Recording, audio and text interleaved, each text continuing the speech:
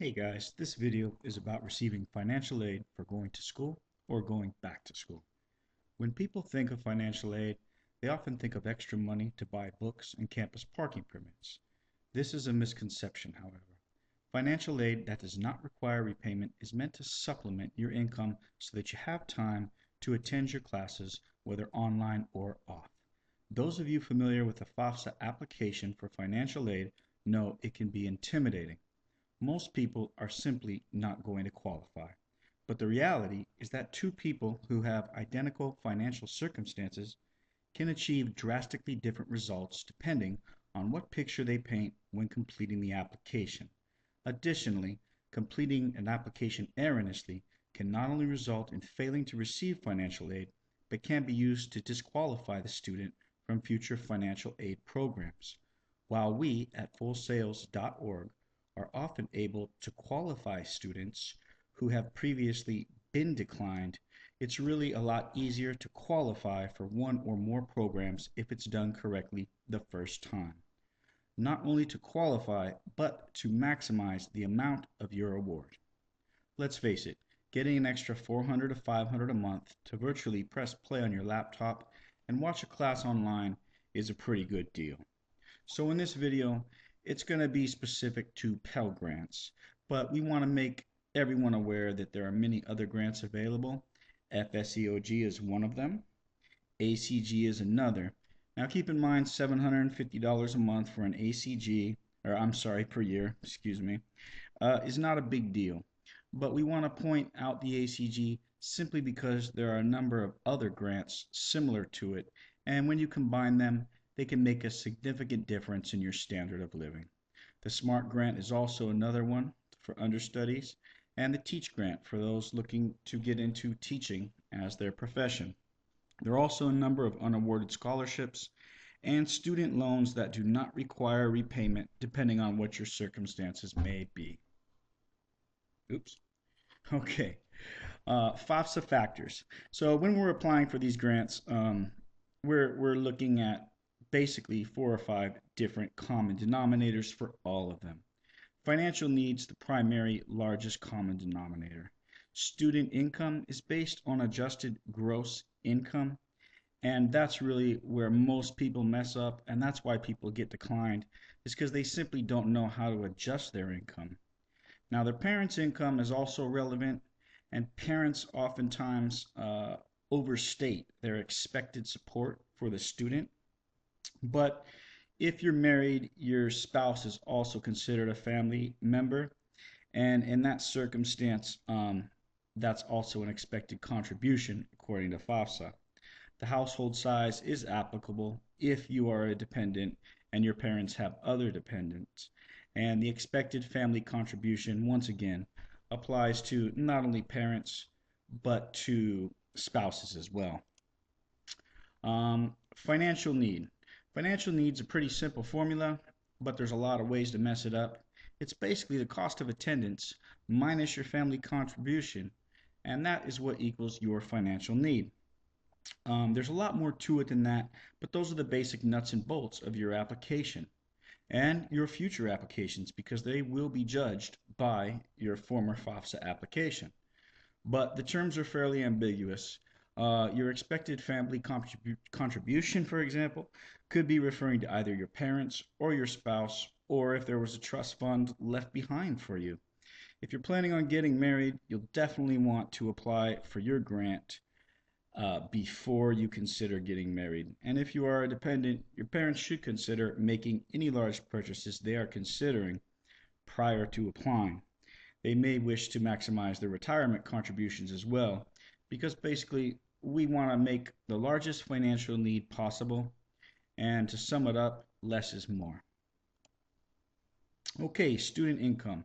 The first thing you're going to want to consider is if you do have an income, you're going to want to maximize your IRA and your 401k, any retirement contribution you can.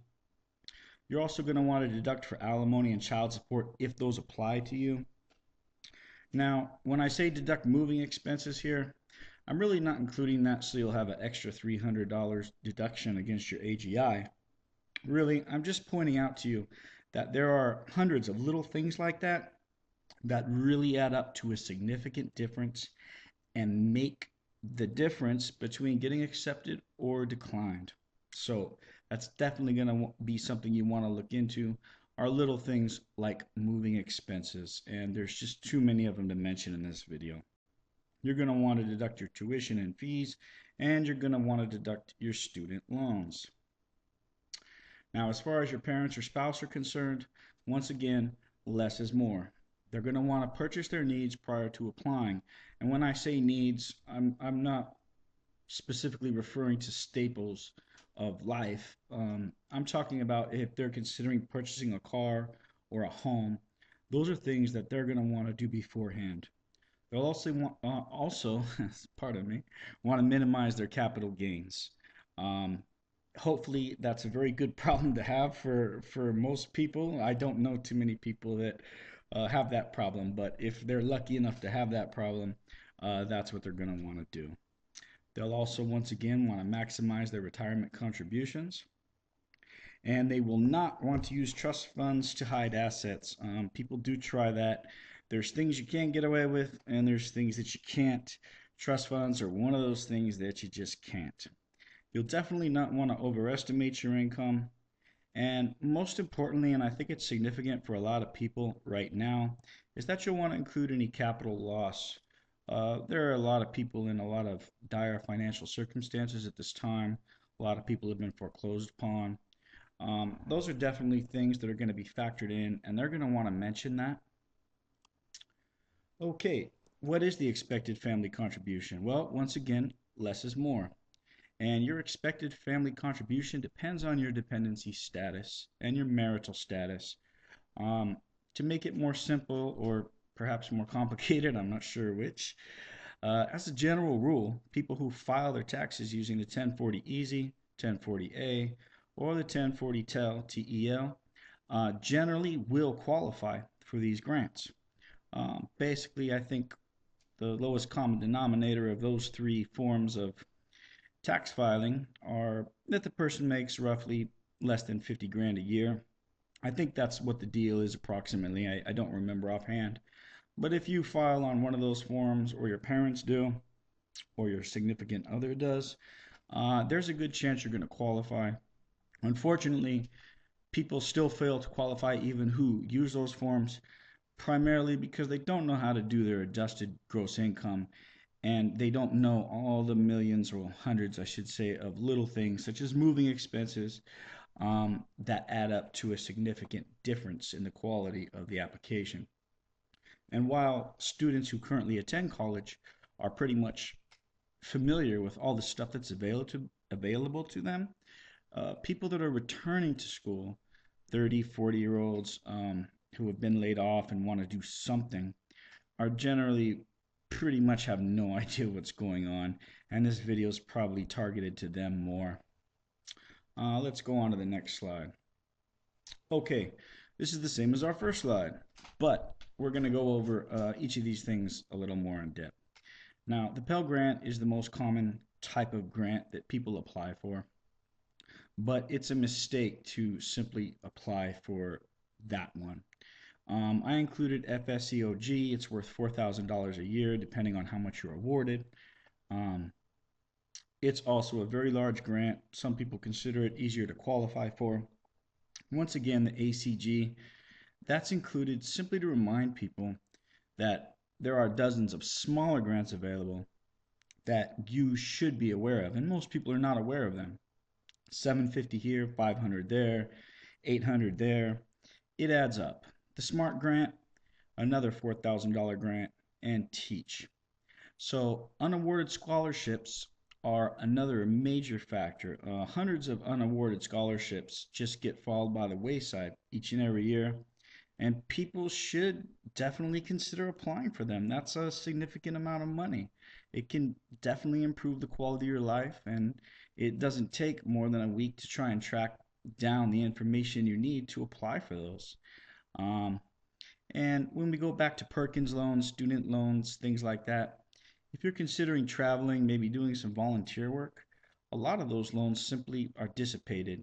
You've compensated through your, I guess, contribution to humanity, And basically, if that's something you're interested in doing, those kind of loans are definitely going to interest you. Whereas normally it's much better to apply for a grant. But there are circumstances where a student loan can be just as rewarding because of the ease of repayment or lack of having to repay at all. Um, at fullsales.org, we're willing to assist any applicants in qualifying for all the financial aid that can be made available to them. Service is free to the public. Don't really know how much traffic's going to be generated from this video, so if it becomes overwhelming, I'll probably take the video down. But go ahead and give us a visit. We will definitely do our best to get your FAFSA applications approved. We'll do our best to make sure you qualify for everything that's relevant to your particular need. And we'll make sure you're well aware of all the things you can do to uh, paint your picture. Once again, people are declined who have identical financial circumstances to others that are approved. And it's simply because the application's pretty much designed to make you fail to qualify. So anyway, thank you for watching, folks. I hope you enjoy the video, and definitely consider getting some help with your stuff, especially since it's free. You owe it to yourself, and this isn't money to buy books and parking permits. This is, an extra $400 or $500 a month for you to improve the quality of your life, really. So once again, I thank you for watching, folks. Visit us at fullsales.org. Let us help you. Free to the public. Thanks again.